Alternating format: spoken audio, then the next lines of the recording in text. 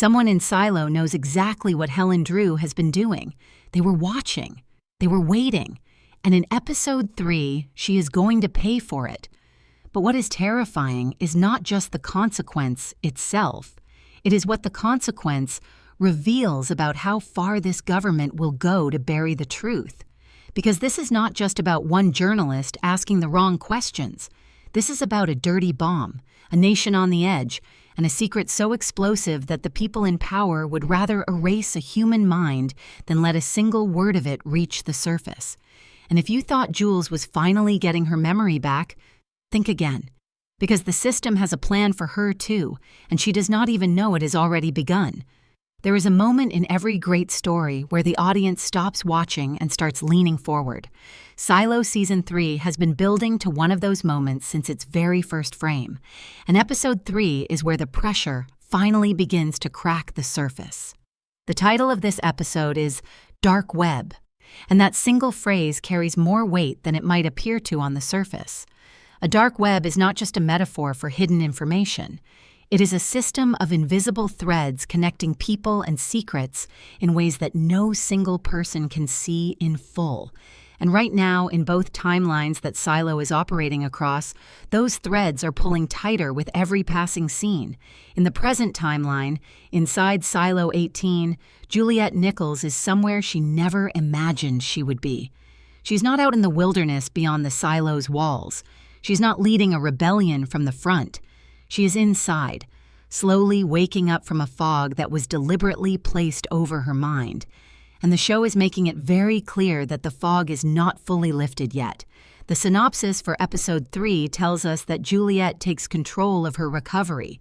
But what does that actually mean?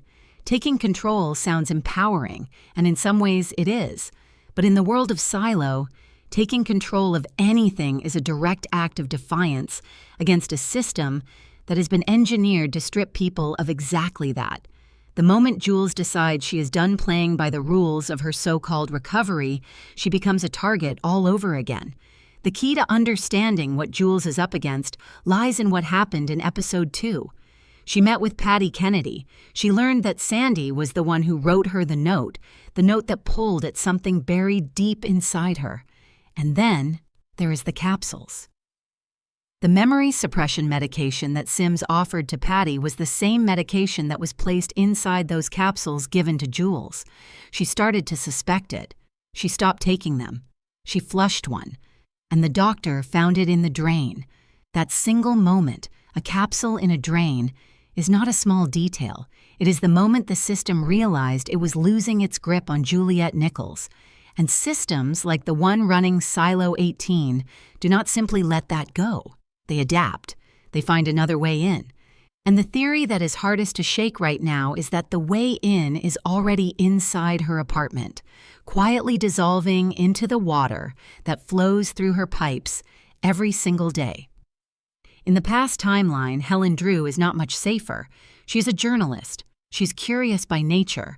And right now, her curiosity is pointed directly at the most dangerous target imaginable, the truth behind the dirty bomb.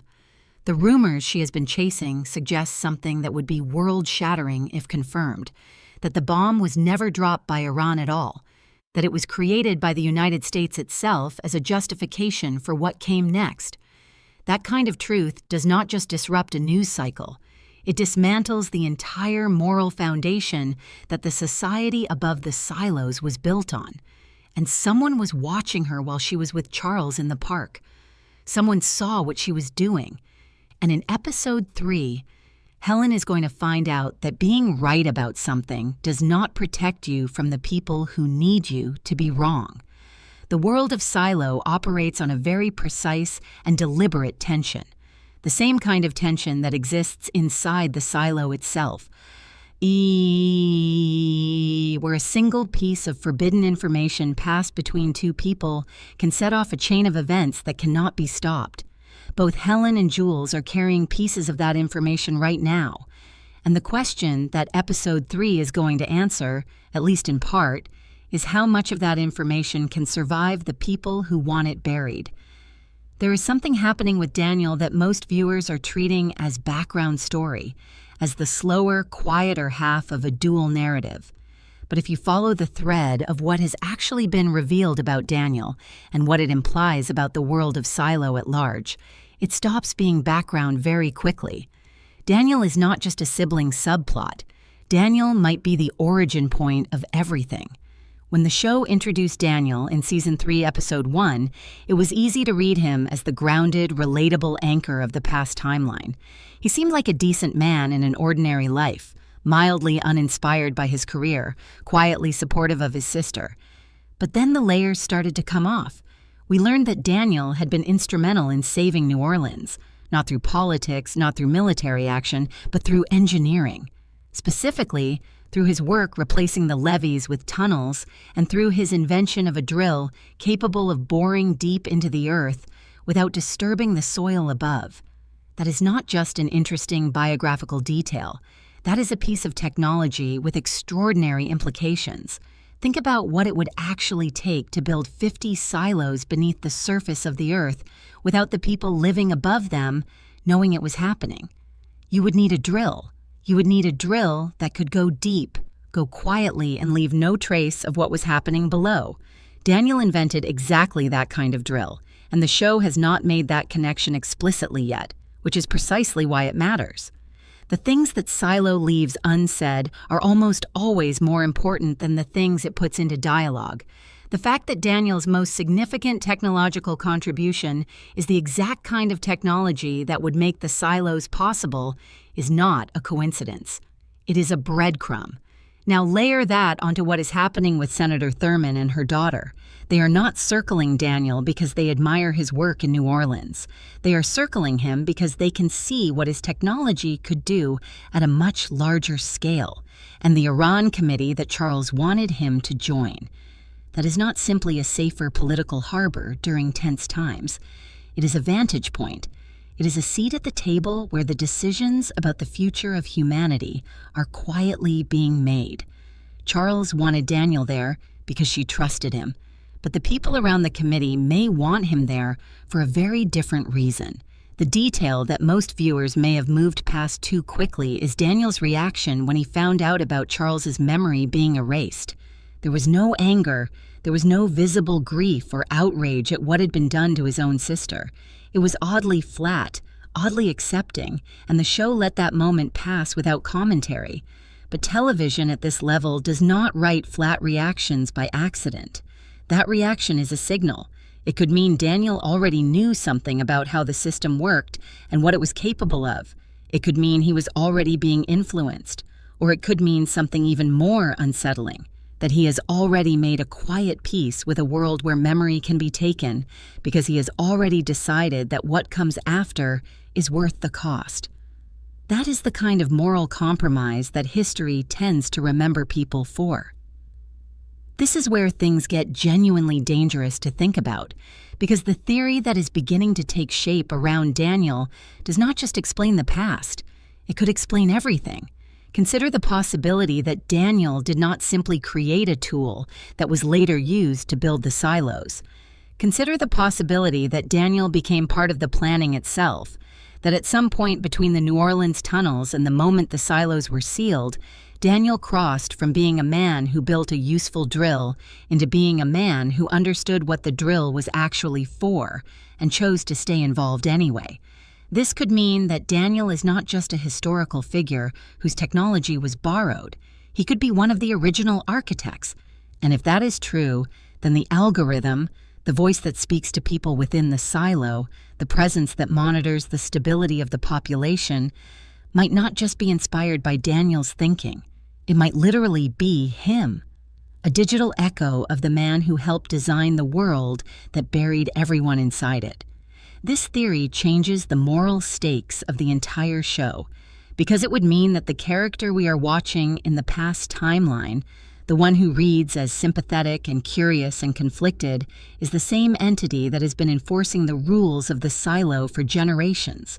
It is possible that what we are watching in Daniel's arc is the exact moment he made the choice, the moment he looked at the world burning around him and decided that control, total, ruthless, invisible control, was the only way to preserve anything worth keeping. And in making that choice, He became the very thing that Jules and Helen are now fighting against without even knowing his name. The theory about Jules being a descendant of Helen Drew adds another layer to all of this. Because if that connection is real, then the story of Silo is not just a story about a dystopian future built on lies. It is a story about two women separated by generations and a wall of erased memory, both fighting the same invisible enemy, both carrying the same rebellious instinct toward justice. If Jules is Helen's descendant, then the notebook Helen is keeping, the one with Charles's words inside it, is not just evidence. It is almost like a letter written to a future granddaughter who will never know she received it. Paul Billings is another piece of this puzzle that is moving into a more significant position. He saw what was in the book. He knows things that the committee does not know he knows. His wife Kat is already on the other side of the law, which means his loyalty is split in a way that is going to become impossible to maintain. The theory here is that Billings does not gradually switch sides. He snaps. Something specific happens to him in episode 3 that makes the quiet deception he has been carrying impossible to continue. It could be something Patty Kennedy tells him. It could be discovering what is being done to Jules's water supply. Whatever it is, when Billings breaks, it will not be a slow drift. It will feel like a door flying open. Episode 3 of Silo Season 3 is positioned to be the episode where everything that has been simmering comes to a boil simultaneously in both timelines. And the key to understanding why that matters is in what the algorithm already told us. The chart, the trajectory, the projected outcome if Jules's memory returns and she starts talking. The algorithm laid out two possible futures: the safeguard protocol, where the gas kills everyone, or the mass memory suppression, where everyone wakes up with nothing and the cycle begins again. Both outcomes are catastrophic. Both outcomes mean that the system wins and the people lose. And the clock on which one happens is already ticking. The most likely development in the next episode is that Jules makes a move that feels like progress, but is actually playing directly into the committee's hands. She believes she is taking control of her recovery by refusing her capsules. But if the memory suppression medication is already flowing through the water supply in her apartment, every glass of water she drinks is undoing whatever ground she is gaining. She could spend the entire episode feeling sharper, feeling more like herself, feeling like she is winning, while the system quietly continues its work beneath the surface of everything she consumes. That is the most devastating version of what could happen, and Silo is exactly the kind of show that delivers the most devastating version. In the past timeline, Helen's consequence is going to arrive in a form that is meant to serve as a warning rather than an ending. They will not kill her, not yet, because killing a journalist creates exactly the kind of attention that the people in power are trying to avoid. Instead, the consequence is likely to be a direct threat, a demonstration of what they are capable of, designed to make her understand that she has already gone further than she should have. The notebook is the key detail here. If the person who is watching Helen in the park knows about the notebook, then the consequence will likely involve the notebook being taken. And losing those conversations with Charles would not just be a professional setback. It would be the erasure of the only evidence that connects what Charles knows to what Helen suspects. The possibility that all Kent's disappearance is connected to Ed Harwood is one of those threads that the show has quietly dropped without fully pulling. If that thread gets pulled in episode 3, it opens up a whole new dimension of the power dynamics inside Silo 18, one that suggests the violence and manipulation is not just coming from the top of the committee, but from individuals with personal grudges who have found ways to use the system for their own purposes. That is a different kind of threat than the algorithmic, institutional control we have seen so far. It is messier and more human, and it may be exactly the kind of chaos that begins to fracture the silo's carefully managed stability from within. By the time episode 3 ends, it is possible that Jules knows less than she thinks she does.